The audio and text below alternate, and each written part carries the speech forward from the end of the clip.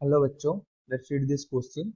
The forced acceleration of a particle, the amplitude is maximum for a frequency omega 1 of the force, while the energy is maximum for the frequency omega 2 of the force. What is the relation between omega and omega 2?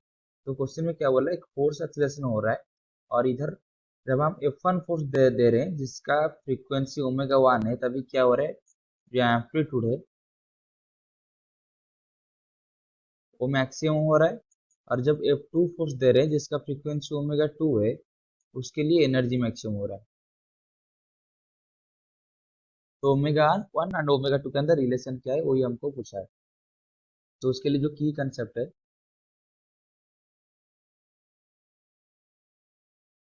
तो की concept क्या है, कोई इधर क्या हो रहा है, फोर्स्ड एक्सेलरेशन हो रहा है।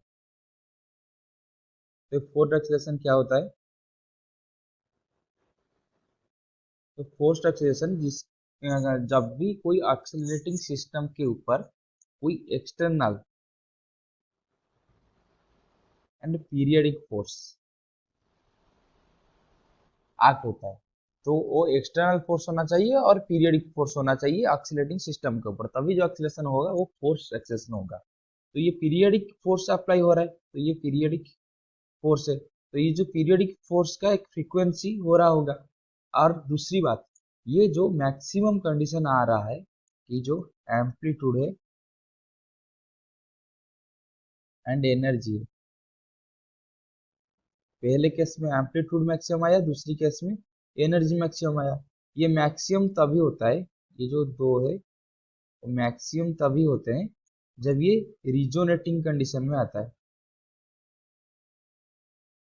तो रिजोनेटिंग कंडीशन कब आता है, रिजोनेटिंग कंडीशन तभी आता है जब omega 1 equal to omega naught, यानी कि जो हमारा फोर्स का फ्रीक्वेंसी है उसका नेचुरल फ्रीक्वेंसी ओमेगा नॉट उसका नेचुरल फ्रीक्वेंसी के साथ इक्वल हो जाएगा। तो पहले तो एम्पलीट्यूड मैक्सिमम आया, इसके लिए क्या होना चाहिए, तो इसके लिए जो ओमेगा 1 है पहले फोर्स का frequency must be equal to omega naught, क्योंकि रिजोनेटिंग कंडीशन आएगा। ये पहला हो गया। दूसरे में एनर्जी मैक्सिमम आया, इसलिए भी जो उसका ओमेगा 2 सेकंड का एक्सेलरेशन है, सॉरी सेकंड की जो फ्रीक्वेंसी है वो भी ओमेगा नॉट उसका नेचुरल फ्रीक्वेंसी के साथ बराबर होना चाहिए। तो ये दोनों से हम ये बोल सकते हैं कि that implies omega 1 equal to omega 2। जो ओमेगा 1 है पहले का frequency must be equal to second का फ्रीक्वेंसी होना चाहिए।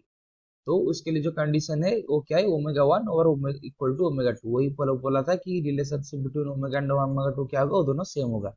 That is the final answer. I hope you have understood this question. Best of luck.